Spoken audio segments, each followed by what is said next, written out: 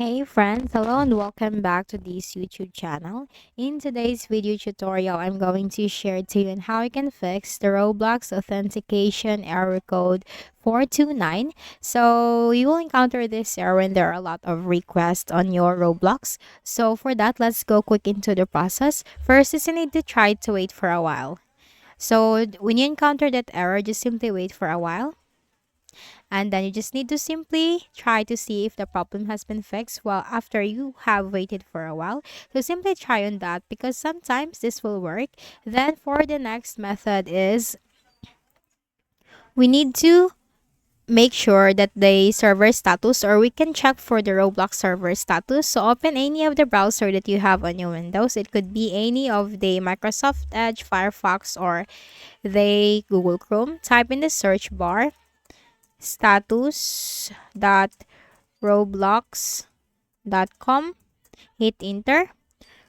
So we are going to check for any errors in the Roblox server status or any issues. So you just need to look for here. If it states all systems operational, well, good. But if not, then you need to go back to the same website and wait for the confirmation that all systems operational. And when it stays all systems operational, then there is nothing wrong with the Roblox server status. Now for the next method is we can also disconnect from any VPN on our Windows. So click on the start button and go to settings. Now here in the list of options on the left pane, you have to select network and internet. Then you have to click on the VPN. Now if there are any VPN right here that you are connected to, simply disconnect from any of the VPN on your Windows. And then for the next method, go ahead in the Windows search bar, type ncpa.cpl. Control panel items, simply click on that. Now you have to look for your connection. It could be Ethernet or Wi-Fi. The process is just the same. Simply make a right click and then select properties.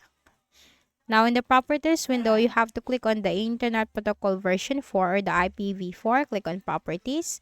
Now another window will appear. You have this option, use the following DNS server addresses. Click on that.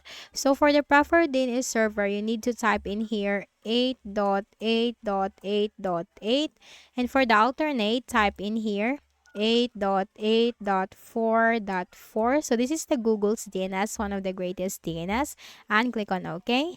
And then simply close out of here, and after that you just need to restart to Windows and open Roblox again and try to see if the problem has been fixed. So that's it.